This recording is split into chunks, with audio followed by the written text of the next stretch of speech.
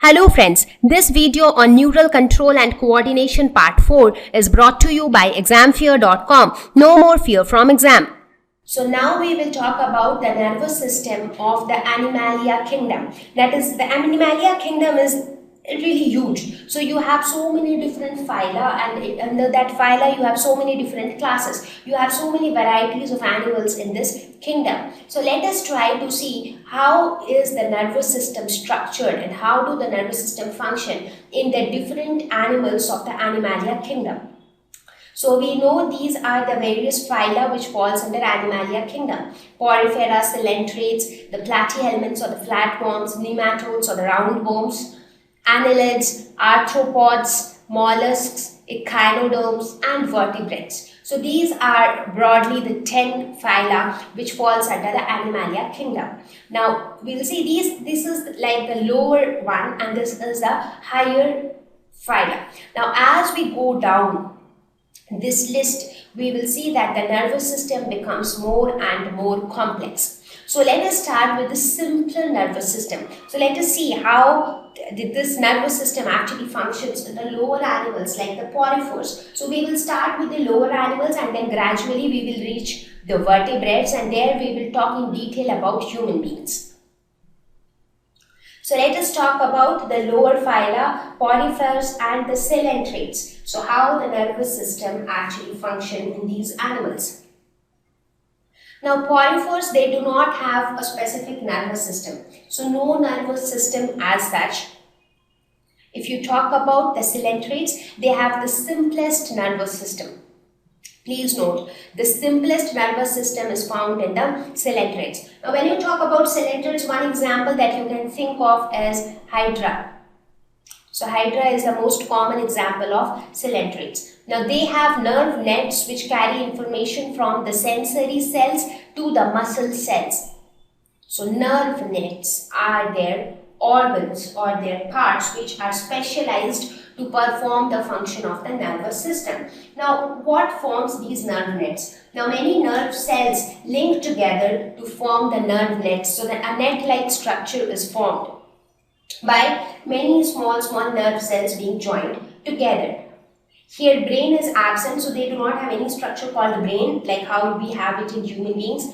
There is no cephalization. Now what is the meaning of cephalization? Now here cephalization means the concentration of nervous tissue towards one end of the organism. So that was not there. So cephalization basically meant that if the nervous tissue is concentrated towards one end of the organism, then that end resulted in the formation of the head region with the sensory organs. For example, if you take the example of human beings, if you look at the head part of our body, you will see that most of our sense organs are located there. The eyes, ears, nose, everything is located in the head region. The brain, the nervous tissues, most of our nervous tissue is present, a lot of them are present in the brain. So the brain is also located in the head region. So how is that head region formed? That is formed due to concentration of a lot of nervous tissue towards that part of the body. And that part later became the head region. But in case, so that process is known as cephalization, where the nervous tissue gets concentrated towards one end of the body, and then that end of the body gradually becomes the head.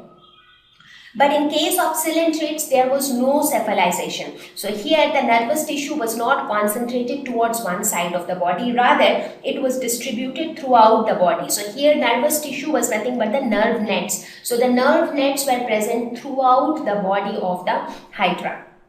And that is why you do not have anything like the head of the Hydra. So nervous system allows them to respond to physical contact. So here in case of Hydra, if somebody touches it, there is some external contact or external touch.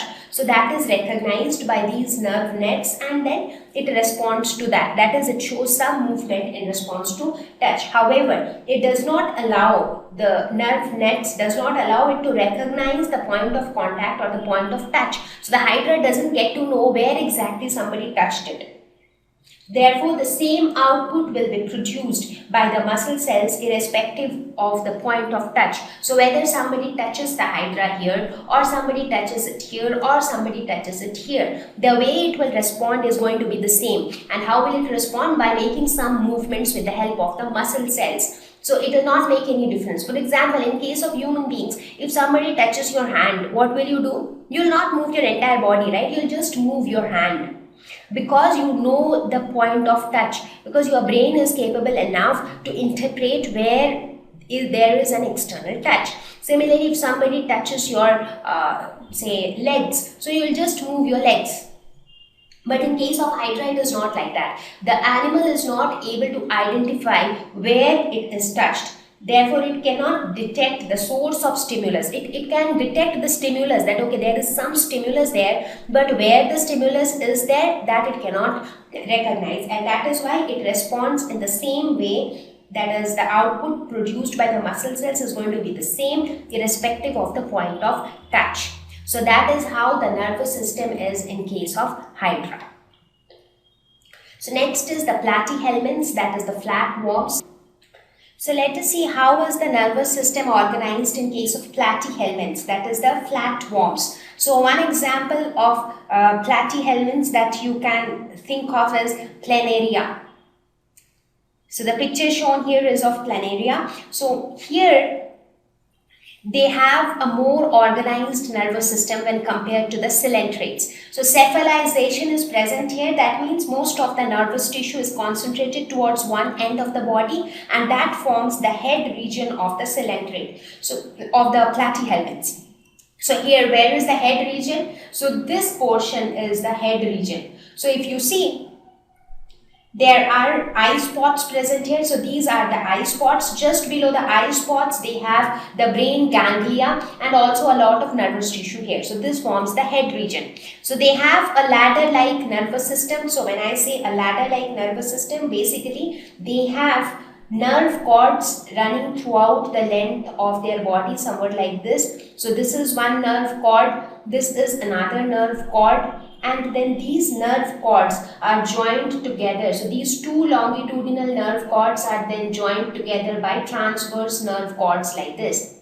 So that is why it is said to have a ladder-like nervous system. So two long nerve cords run throughout the length of the body. So these are the long nerve cords, and transverse nerves connect the nerve cords. So these are the transverse nerves which connects the two long nerve cords. Simple brain or ganglia are present in the head region under the eye spots. So where is the eye spot and where is the simple brain? So these are the eye spots. So these are the pair of eye spots, and just below the eye spots are present. Here you can see the light yellow colored structure. So just below the eye spots are present the simple brain or the ganglia. So they also have a brain, but that is not as developed as in case of higher animals, but at least they have a brain. Now they also have specialized sensory organs or receptors present. So for example, eye spots is one of them, which act as the photoreceptors.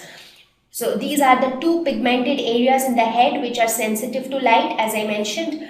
They also have auricles which are present at the base of head, and that is sensitive to touch and certain chemicals. So this portion, so this base of the eye spot, so base of the head, basically this portion, this base is known as the auricle, and it is sensitive to touch. So if somebody touches it or some chemicals touch it, so it will react.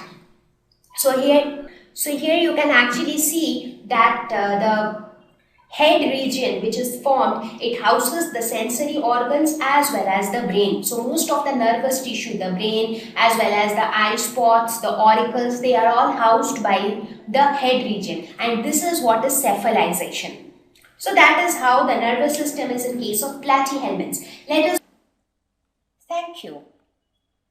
Please visit www.examfear.com to watch more videos, attempt free online test, get free study material, find tutors and mentors. Thank you once again.